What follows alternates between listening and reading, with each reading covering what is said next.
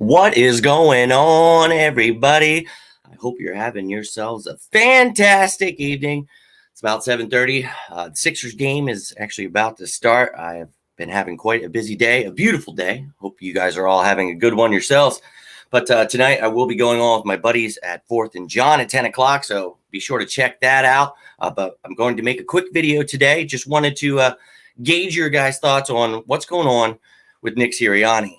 So thank you for tuning in to another edition of On the Road to Victory. I, of course, am Jimmy Smith. So any questions, comments, whether you want to talk about Nick Sirianni or what your thoughts are for the draft, free agency, anything, please feel free to let me know. But the question I wanted to ask, obviously, is because of the fact that today a video came out with Fran Duffy breaking down some film with head coach Nick Sirianni. So, look, I loved it. And it was exciting to just have some kind of football. I know it was just 20 minutes of, watching him watch tape, but it was exciting to hear what he had to say. So I wanted to talk about it, and I wanted to know, how are you feeling about Nick Sirianni? We've had a few months since January now, since he got hired. I know certain people felt a certain way about how his beard looked, how he spoke during the initial press conference, a lot of things breaking down that didn't have to do with football. So I myself didn't really care. I want to know what kind of coach this guy's going to be. And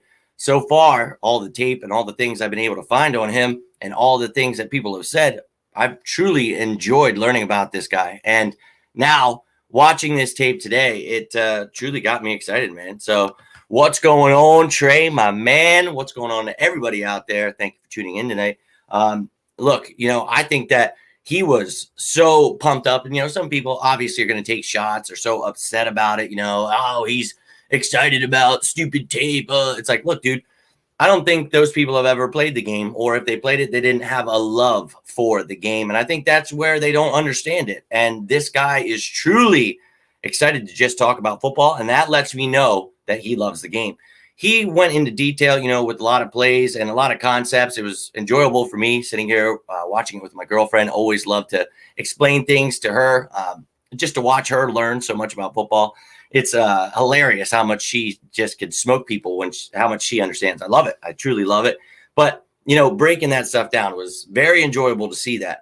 But the energy he had talking about the teammates and how they played as a team, the accountability they had for each other, just the brotherhood, baby. That's what got me excited, because last year, you guys remember, all we talked about was the fact that this team had absolutely no effing heart. So they were out there. They didn't look like a brotherhood. It just looked like nobody cared. So to hear a coach come out and, dude, he just seemed like he was so excited, and I think he's going to really rally these guys together. And that's something that I think Philadelphia, we're all going to appreciate. Coach that we thought we had in Doug Peterson, whatever happened, it is what it is. He's gone. So we got to hope that this guy's successful. I understand that there's pessimism because there's so much wrong with this organization right now, but I'm trying to look at the positives, and one of those positives is I think Nick Sirianni could really be a good coach. I'm hopeful for his coordinators and Shane Steichen and Jonathan Gannon, but like Trey says here, he's fun, young, fiery, dude. That energy is something that gets me excited. I get pretty damn excited when it comes to the Eagles. So to see some coach of ours, our head coach, be that excited just talking about film study with Fran Duffy, I can't imagine what he's like in the actual locker room. So for me, you guys know I've been excited about this since, we actually brought him in for an interview, and then the next day had a second interview. So I just keep getting more and more excited, after the signing, obviously. And now this guy just seems like, he loves the game. And regardless of what you think, he's going to fail or what, we have no idea. Nobody, I don't know. I have no idea. But I'm trying to be optimistic here because, well, he's our coach and that's our team. So I really think, with his work with quarterbacks, receivers, all the work he's done, and a lot of the coaches he brought in have done the same, he's really going to be able to help some of these receivers, some of these quarterbacks. He talked about how many plays, where he used guys, where they created, the play for them. You give the guy the ball and let him create the play, open space, baby, get it to him in open space and let him work.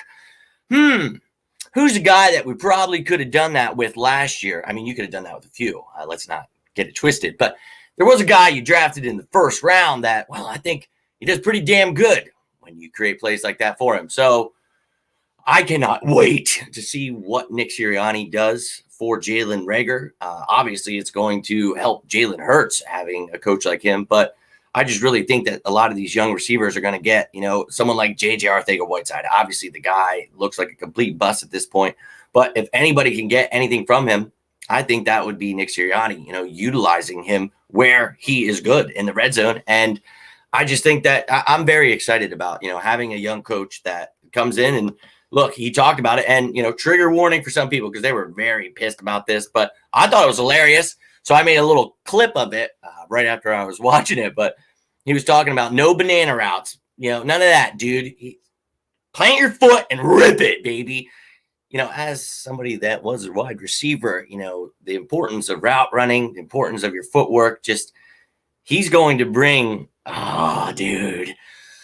These wide receivers are going to be held accountable. I think this entire team needs to be held accountable. It was a complete crap show last year. So just the fact, simple things like route running, and obviously this thing is now blowing up today. Everybody losing banana routes, like losing their mind. It's like, look, man, the guy wants precision and he wants guys to come out and do what he knows they can. They're in the NFL.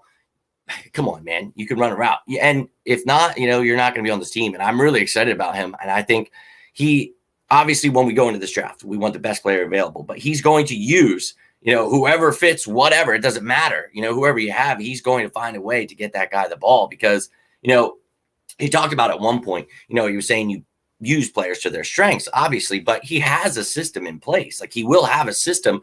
And, those two, you find a happy balance between the two. And man, that to me is what I wanted to hear. It gets me super excited. And yeah, man, my eyes are on all of them. And I want to see what Quez Watkins and John Hightower do, obviously, as our receivers picked after Reagor last year. But J.J. Arcega-Whiteside, I mean, obviously the guy you passed on DK Metcalf. Everybody in the NFL passed on DK Metcalf. But, this guy taken in the second round, you expect much more from him. And I really just think that there's some glimmer of hope that he could be, your fourth or fifth wide receiver. I don't think the kid's ever going to be someone that you could ever justify. And you can't justify it. I mean, DK Metcalf proved every NFL team wrong so far. So even the Seahawks who passed on him, you know what I mean? So it's like the guy is awesome. Arcega-Whiteside has not been awesome. And I don't think these coaches used anyone correctly. So I'm not going to just say he's a bust. Like he's definitely on the bust boat right now and he's about to get shipped off. But it's like, hey, man, this is your chance, and I talk about third-year wide receivers. When we talked about Nelson Aguilar, my first year doing this, we talked about how he would probably have a breakout season. I was really hyping him up. I thought, hey, maybe that was his year. Was his year. And then whatever happened, I don't know, the next year, whatever, injuries, his knee, don't care. Literally, you got to give some of these kids some time. And especially when your organization's a complete shit show, not every guy deals with that the same way. So whatever you feel about Arcega-Whiteside or Dillard or they cry or whatever, you want to brag on people for not emotionally handling it. Look, I know it's tough. It's Philly. And, Carson Wentz couldn't handle it. You see, there's people that just cannot handle it. Now, I'm not saying you should go out of your way to harass these people and tag them and shit. Don't do that. But you got to be able to take criticism. You got to be able to take it in Philadelphia. If you aren't tough skin, baby, later, dude. And we talked about that with Carson. He's gone. Jalen Hurts, that dude is a proven leader. So I'm excited to see what he does coming in here with that swagger, just his confidence, everything that he has that makes him a true leader. Now, he needs to improve his passing. We all know that. That's Captain Obvious right there. But the guy is still coming into his second year. I mean, last year he had the weirdest offseason ever, no preseason, and then gets thrown into the fire on a team that set an NFL record with the most offensive starting lines in the season. You saw what happened to Carson Wentz, so you thought a rookie was going to come in? I mean, he did. He came in, looked pretty darn decent against the Packers, had his mistakes, of course, but he brought damn excitement. Then the next week he beats the Saints, which no one in the world gave us a chance, beat them. And then obviously he had plenty of issues in those next games against the Cardinals, Washington, and the Cowboys. But I'll be real with you.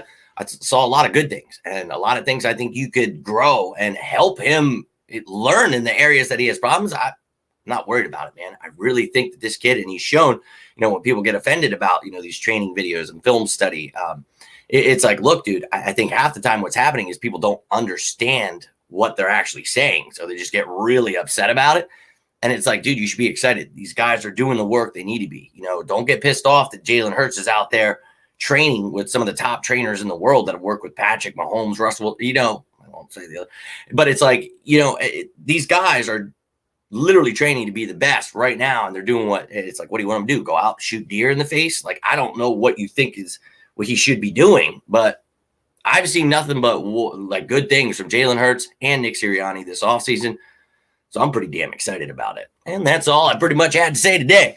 But I want to definitely invite you guys to join us around 10 o'clock over at 4th and John. We're going to be talking about what's going on with this Eagles team right now, trading back to 12, what our options are in the second round. Just talking about a lot of stuff, but I think tonight we'll focus a lot on the second round, but obviously taking anything you guys want to throw our way. So it should be a great time. Can't wait to hop on there. So please join me around 10 at 4th and John. I'll definitely be posting that, so keep you posted. But going to go get some things done, try to watch some of this Sixers game, and then I'll be back on at 10 o'clock. So, whoo, let's go Birds. Now, if you guys need anything, you can always reach out to me, whether it be about Eagles, anything. You know that, man, and I mean it. Whatever's going on, this world's crazy right now, dude. So always here for you guys. I appreciate you guys that tune in. Appreciate anybody who comments, questions. Those of you that comment after the video is done, love getting little notifications at 2 a.m. Somebody's maybe having a couple drinks, wants to talk some birds. I'm here for it, baby. So love you guys. Truly appreciate you. Liking, subscribing to my channel, retweeting, wherever the hell you're watching it from. I truly appreciate your support. It means the world to me. So I hope you guys are having a good one. This is my last day. It's 34. I'm turning into an old man. I just thought about that. I just got bad news. I was thinking about Jalen Hurts. My girlfriend just told me, she's like, I'll be real with you tomorrow. Your big gift was supposed to be here, and now we had to replan that. She got me a Jalen Hurts jersey, and the next day he changed his number. And thank God she called them, and I guess they let her cancel it. I was like, man. I was like, just change it to Darius Slay. Anyways, but yeah, I'm going to get rolling out. Holy hell. But not sure what's going down tomorrow, but I will definitely try to hop on at some point, let you guys know what's going down. But hope you guys are having a good night. I'm going to get rolling. Hope to see you guys tonight at 10 o'clock. And as always, go Birds!